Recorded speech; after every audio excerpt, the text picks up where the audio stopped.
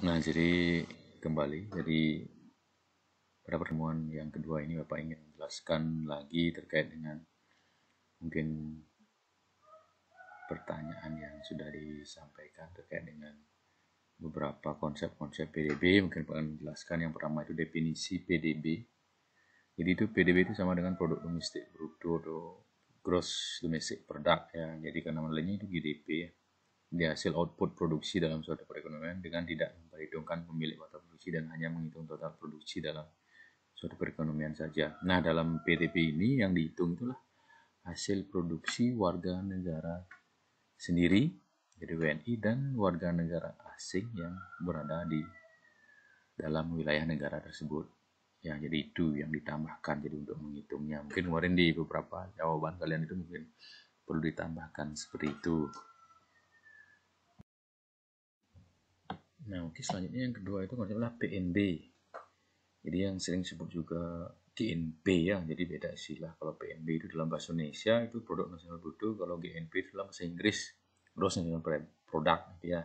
Jadi hasil produksi dalam suatu wilayah yang telah dikurangi hasil produksi yang pemiliknya bukan berasal dari dalam perekonomian serta ditambah nilai faktor produksi dari dalam perekonomian yang ada di luar daerah perekonomian. Jadi kalau secara lebih ringkasnya bahwa rumus untuk menghitung produk nasional bruto itulah PDB ditambah hasil produk si milik domestik yang ada di luar negeri dikurangi hasil output faktor produksi milik luar negeri yang ada di dalam negeri. Intinya pada GNP atau PNB di sini yang hitung itulah hasil produksi milik warga negara tersendiri.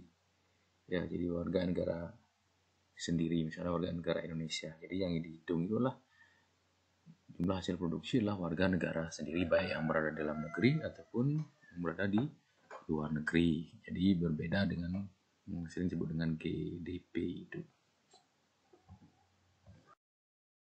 Nah, lanjut yang ketiga itu PNN atau NNP, Net National Product atau Produk Nasional Neto ya. Jadi produk nasional yang memperhitungkan pengeluaran investasi itu dengan mengurangi investasi bruto dengan depresiasi. Nah, jadi rumusnya itulah produk nasional neto disama dengan produk nasional bruto atau PNB ya, dikurang depresiasi. Jadi depresiasi itu di penyusutan barang-barang modal.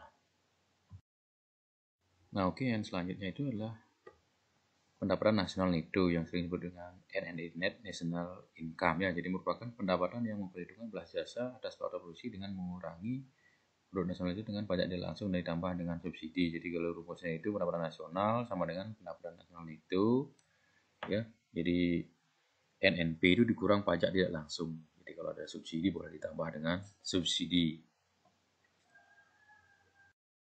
Nah, selanjutnya itu adalah PI. Jadi pendapatan perorangan atau personal income itu hak individu yang merupakan belas jasa atas proses produksi yang dijalani. Nah, dari keseluruhan pendapatan perorangan yang ada tidak sepenuhnya milik perorangan karena sebagian merupakan hak dari perusahaan. Ya. Sehingga rumus untuk pendapatan personal PI itulah pendapatan nasional neto dikurang laba ditahan, dikurang pembayaran asuransi, dikurang jaminan sosial, kurang pajak perseroan, dan ditambah transfer payment ya. Jadi mohon cermat sekali lagi untuk menulis rumus, mungkin ada beberapa siswa Bapak kasih komentar, mohon nanti biar tidak salah rumus sehingga nanti hasil yang didapatkan juga tidak salah, jadi bisa betul hasilnya.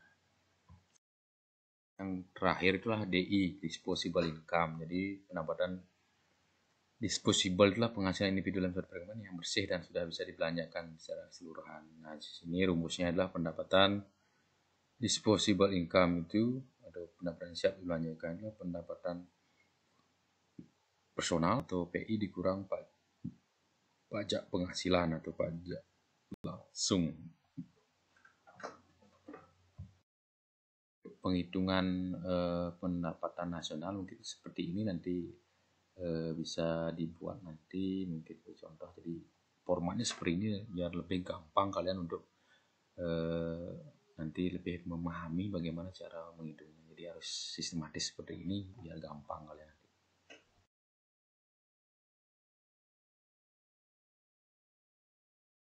Nah, jadi itu anak-anak, jadi mungkin Bapak memperjelas lagi terkait dengan konsep-konsep pendapatan nasional. Nah, mungkin untuk pertemuan kedua, kali ini Bapak sampaikan mungkin sebagai pendahuluan, jadi sesuai dengan video yang Bapak sudah sampaikan pertama kali di sana.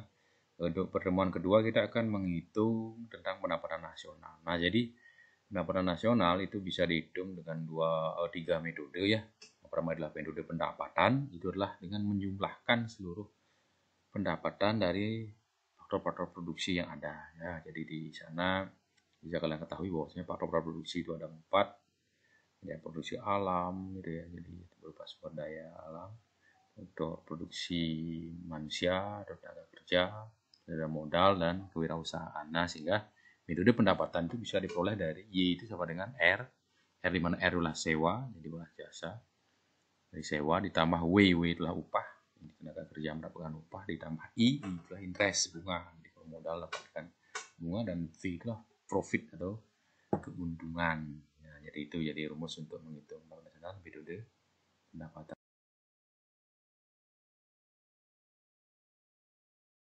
Nah, yang kedua adalah metode produksi. Jadi ini biasanya dalam metode produksi adalah dengan menjumlahkan seluruh sektor-sektor yang ada dalam kegiatan produksi ya. Nah, ini dihitung dalam metode produksi ini, yang dihitung itu adalah nilai tambah dari produk yang dihasilkan ya. Jadi seperti itu, jadi nilai tambahnya. Jadi bisa kalian simak rumusnya seperti itu, jadi bisa dilihat juga di buku paket mungkin sudah disampaikan. Jadi metode produksi itu seperti apa.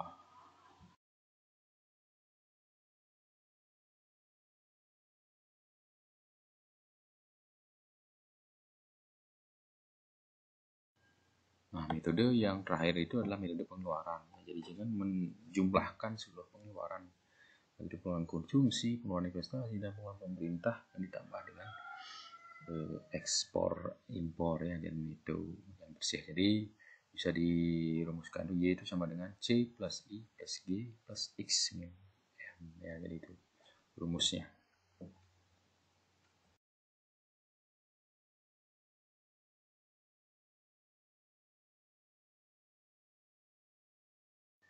Nah, mungkin Bapak memperjelas lagi mungkin tambahan dari manfaat penghitungan pendapatan nasional. Mungkin kalian sudah banyak juga mencari, jadi pada ditambahkan bagus sekali. Nah, ini mengetahui tingkat kemakmuran untuk melihat kemajuan perekonomian, untuk merumuskan kebijakan, membandingkan tingkat perkembangan ekonomi ya. Jadi untuk mengetahui sejauh mana penggunaan pendapatan masyarakat, dan untuk membandingkan perekonomian antar negara atau antar daerah sehingga dapat diketahui tingkat perkembangannya. Nah, mungkin itu jadi materi mungkin pertemuan kali ini.